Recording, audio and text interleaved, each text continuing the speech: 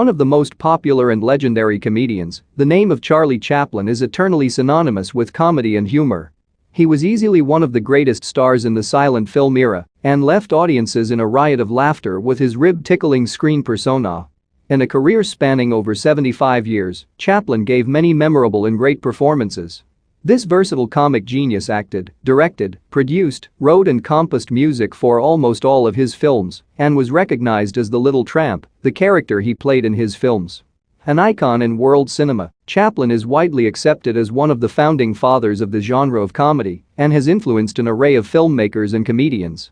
Even today, many of his films are extremely popular and are hailed as classics. Some of his greatest films include Modern Times, The Great Dictator, The Gold Rush, The Immigrant and the Kid. Childhood and early life. Charles Spencer Chaplin was born into a family of entertainers to Hannah Chaplin and Charles Chaplin Sr., both of whom were music hall entertainers. His childhood was marked with poverty and struggle. His parents did not earn much, and hence he started to work at a workhouse at the age of 7. In 1898, his mother was admitted to a mental asylum after she was diagnosed with psychosis. This deeply affected him, and soon his father too became a severe alcoholic, and he was left to fend for himself. Career. He became a member of the male dance troupe, the Eight Lancashire Lads, and toured across the music halls in Great Britain, all through 1899 and 1900. In 1903, he was cast in his first show titled Jim, A Romance of Cockaigne, in which he played the role of a newsboy. The show opened in July that year in the Kingston upon Thameses in southwest London and was not very successful.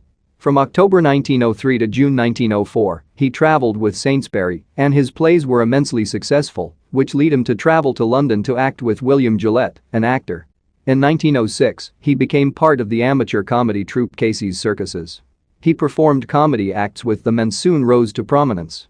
When the troupe finished touring in July 1907, Charlie was left without a job for a few months and lived with a family in Kennington.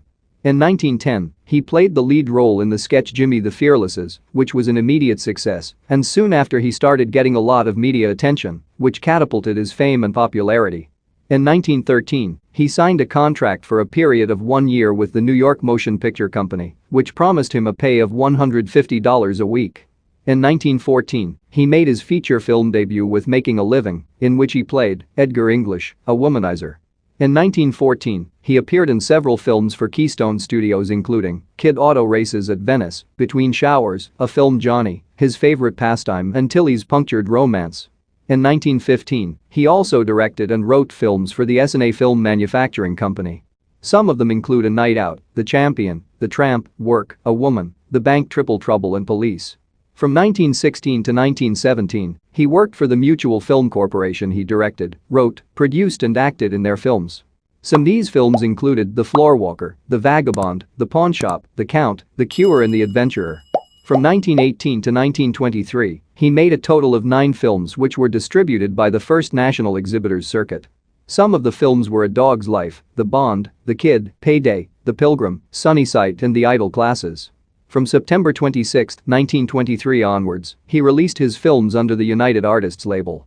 He directed, acted, produced, wrote and composed tunes for many of these movies. In 1925, his Academy Award-winning film The Gold Rush, which he directed, starred in and produced, was released. It is one of his classics and most memorable films. In 1928, his film The Circuses was released. In this 70-minute silent film, he played the role of a clown. It was one of his highest-grossing silent films. Released in 1936, one of his most remembered films, Modern Times, is a satirical portrayal of struggle to cope in the industrialized world. The film is considered one of his most popular silent films. In 1940, he came up with The Great Dictator, which was one of his most commercially successful films. He played the role of a Jewish barber in the film. In 1952, his Academy Award-winning film Limelight was released. The film was set in London during the eve of World War I, and he played the role of a former clown named Calvero. In 1957, he directed and acted in the comedy film A King in New York, a satirical film about the political and social life in the United States of America. The film was only a moderate success and received mixed reviews. Released in the year 1967, A Countess from Hong Kong was his last film. Major works.